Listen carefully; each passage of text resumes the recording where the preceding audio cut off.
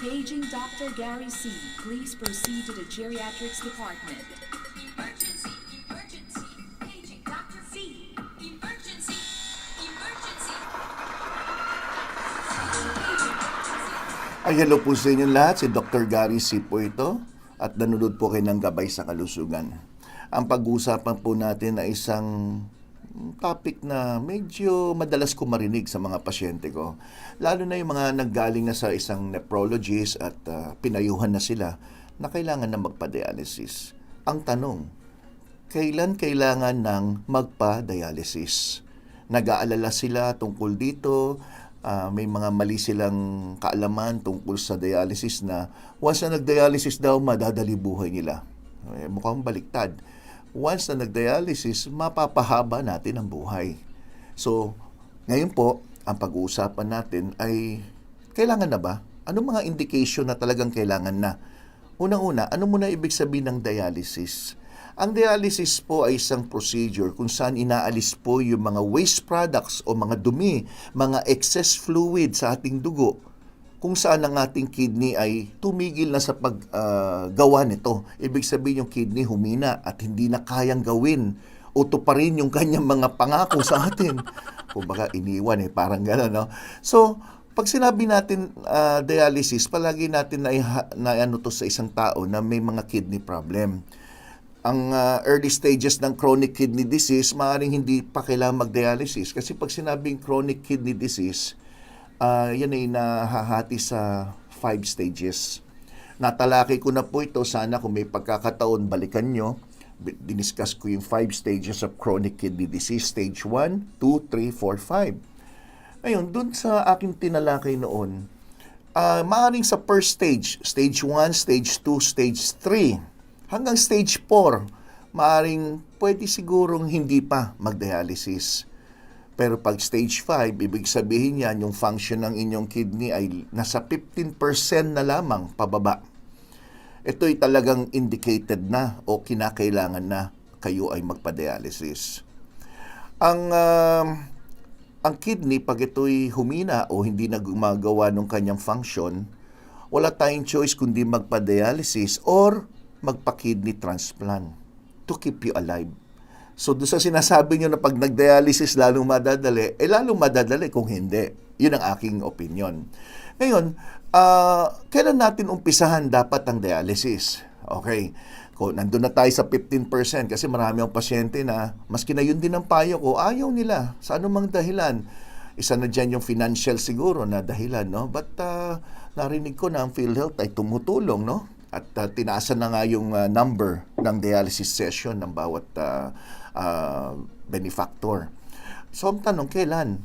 According to the National Kidney Foundation, ang pinaka-guideline nila ay kung ang inyong kidney function ay 15% or less. If you have severe symptoms, o mamimili tayo, maaring above 15 pa yung function ng kidney mo, above 15%, pero may mga severe symptoms po kayo.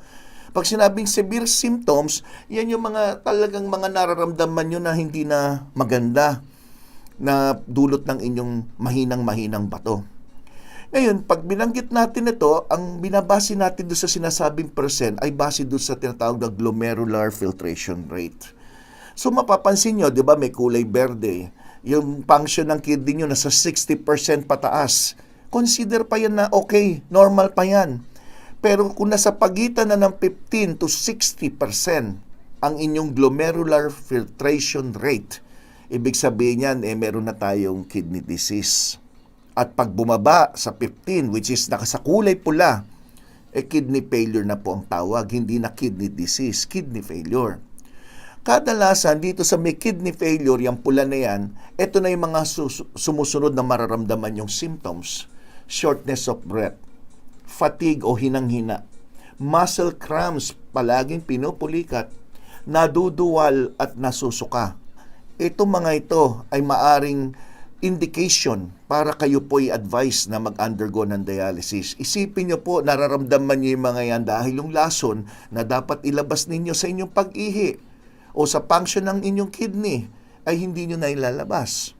Your doctor will help decide kung kailangan nyo na mag-dialysis. At hindi po yung iba kasi sinasabi, naku, yung doktor ko pinapadialysis ako, papagastusin pa ako. Hindi po. Pag nagdesisyon ng doktor, meron siyang pinagbabasihan. Kadalasan ng basihan po niyan ay ang inyong mga lab tests. Minemeasure yung kidney function nyo at tinitingnan kung pwede ba o hindi na, o base rin sa inyong symptoms kung talagang matindi na po yung mga nararamdaman nyo o mga dinadaing nyo. Ang common question, once I am on dialysis, will my kidneys get better? Ibig sabihin, once na dialysis ba ako, pwede bang gumanda na kidney ko at hindi na matuloy dialysis? Ang sagot, pwede. Pwede ho. Pero nangyayari po yan sa mga may acute, hindi chronic kidney disease. Acute, ibig sabihin yung humina ng biglaan lang. Kasi ganito po yan. The chances that your kidney will get better depend on what caused your kidney failure. Kung ang kidney failure nyo, halimbawa, ay nahati yan sa dalawa. May tinatawag na acute tsaka chronic. Pag sinabing acute, ibig sabihin sudden na humina ang kidney nyo. Ano yung mga pwedeng dahilan nun? Ipapaliwanag ko. Pag sinabing chronic, ibig sabihin matagal na yan na humihina ng humihina. Normally, ito yung mga hindi na bumabalik sa 100% na function. Not like sa chronic, not like sa sudden or acute, panandalian humina ang kidney. Isang magandang halimbawa dyan, yung usong-uso nung pag nagbabaha, umuulan, yung leptospirosis. Pag nagkaroon ng leptospirosis, isa sa posible mangyari ay yung magkaroon ng kidney failure.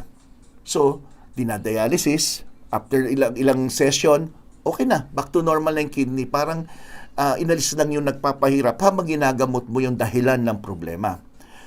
Typically, an acute kidney failure, ang dahilan kung bakit ka nagkaroon, number 1, nagkaroon ng insufficient blood supply lang sa kidney. Sandali lang, maaaring sandali. Number 2, obstructed urinary flow. Pwedeng may mga bato or kidney stone na tinatawag na hindi lang ikaw nakaihi ng maigi, nahirapan yung kidney, so nagkaroon ng failure pero acute. Ibig sabihin, sandali lang. Once na naalis mo yung obstruction sa ihi, ayos na. Number 3, pwedeng may reaction to allergen. Nagkaroon ng allergic reaction, toxic substances, or an acute autoimmune attack on the kidney. So once na nabigyan mo ng gamot na anti-allergy, binigyan mo ng mga antidote laban doon sa toxic substance, o kaya binigyan mo ng mga gamot na pwede ma-correct yung autoimmune attack, maaring panandalian lang yung gagawin na kidney dialysis. Okay. So, what are the causes of the chronic naman? Ito na. Ito yung palaging sinasabi ko sa mga pasyente ko. Ang typical cause ng chronic or gradual, dahan-dahan, unti-unti na humihina ang inyong bato ay ang mga sumusunod. Ang walang kamatayan na sakit na diabetes at ang pangalawa ay hypertension. Yang dalawang yan, pag-combine hypertension and diabetes na parehong hindi kontrolado at kinalaunan sa tagal ng panahon na meron kang ganitong sakit at hindi nyo na kontrol, unti-unti humihina po ang inyong kidney. Isa pang problemang sakit, yung tinatawag na glomerulonephritis, inflammation o pamamaga o infection do sa glomeruli. Yung glomeruli, yan yung functional unit ng ating kidney. Ibig sabihin, ito yung mismong tagasala, yan yung talaga tagalinis ng ating dugo. So kung may diferensya ka doon sa mismong filter na nagsasala, naglilinis, imagine nyo, di talagang hindi magpa-function ang inyong kidney. Di ba? Another typical causes of chronic gradual kidney failure is polycystic kidney. Long-term autoimmune attack sa inyong kidney. Yung kaninang binanggit ko, sandali lang, short-term. Ito long-term, yung mga matagalan na may autoimmune disorder ka. And prolonged urinary tract obstruction. Ibig sabihin, meron kang pagbabara dyan sa daanan ng ihi, sa anumang dahilan, hindi nyo na-correct. Dahil sa tagal nito, humina ang kidney nyo, nagkaroon ng chronic kidney failure. If you have an acute kidney failure, you may need dialysis for a few days or even weeks lang. Few weeks or few days lang. At yung kidney nyo maaari makarecover. Yun ang difference ng dalawa. Ang acute, pwedeng dialysis kayo panandalian at unti-unti bumalik na yung function ng inyong kidney. Pero ang problema, pag chronic, Ayan ang hindi natin masasagot kung babalik ba sa normal, no? Kasi kadalasan, if you have a kidney na too badly damaged, sa tagal na, hindi na siya makarecover yung kanyang function. Then, ito yung tinatawag na long-term o kaya panghabang buhay na dialysis hanggang sa magkaroon ka ng kidney donor o magkaroon ng chance na mabigyan ka ng kidney mula sa donor. Yan. So, yung pag-kidney transplant, yun na yung pinaka-ultimate goal. Yun ang pinaka-ultimate solution natin kung meron. Kung malagyan kayo ng kidney transplant, edi parang back to normal na kayo. Hindi na magdadialysis. But sometimes may mga gamot na iniinom na panghabang buhay to avoid rejection. Ngayon, what are the two types of dialysis? So, common din itong tinatanong. Kasi usually, pag dialysis, dalawang klase ang ina-advise ng mga doktor. Ang una, yung tinatawag na hemodialysis. Yan yung pupunta ka sa isang dialysis center na nakahook ka doon sa isang makina kung saan yung dugo ninyo ay ilinalabas at sinasala ng machine at dinilinis at binabalik din sa inyo yung dugo niya. Yan yung tinatawag na hemodialysis. Yung pangalawa, peritoneal dialysis. So, i-ano natin, paliwanag natin ang gusto. What is hemodialysis? Sa hemodialysis, yung machine, inaalis yung dugo nyo sa katawan nyo at papasok yan sa tinatawag na dialyzer. Yan yung artificial kidney kung saan pinipilter yan at binabalik sa inyo yung malinis nyo ng dugo. Yan yung kadalasan na nakikita nyo na dinadala sa isang lugar, sa either hospital o kaya sa isang center na ang tagal niya mga 3 to 4 hours. Yung mga ganyan. Ang hemodialysis, 3 to 4, may iba 5 hours na process na usually sa dialysis center ginagawa yan 3 times a week. Yan yung usual na frequency na ginagawa. So, minsan sinasabi ng doktor, pwedeng, sige, twice a week na o once a week, depende sa nakikitang improvement ng isang pasyente. What happened before hemodialysis? So, anong gagawin muna ng isang pasyente bago, ano yung mga procedure? Ito po na. Before you start hemodialysis, mag-undergo ka ng minor surgery. Ang purpose ng surgery na to ay magkaroon ng access sa inyong dugo, yung bloodstream nyo. Ang tawag dun sa mga procedure na yon, magkakaroon ka ng fistula. Arteriovenous fistula is the connection ng artery sa ng vein. Usually ginagawa yan sa braso. Isa pang tawag doon ay AV graft, no? So, arteriovenous graft, kung saan if the artery and the vein are too short to connect, your surgeon will use a graft. Parang lalagyan niya ng tubo para i-connect yung dalawa kung ito'y napaka-iksi. Usually, magdi-decide dyan yung gagawang surgeon kung ano yung mas nararapat sa isang pasyente. So, AV fistula at saka yung grafts na ginagawa, ang main purpose lang yan, enlarge yung connection ng artery at saka vein ninyo. So, kinoconnect yan. Diyan na ngayon kakabit yung mga tube para papunta dun sa dialysis machine. So, ang purpose lang yan, simple.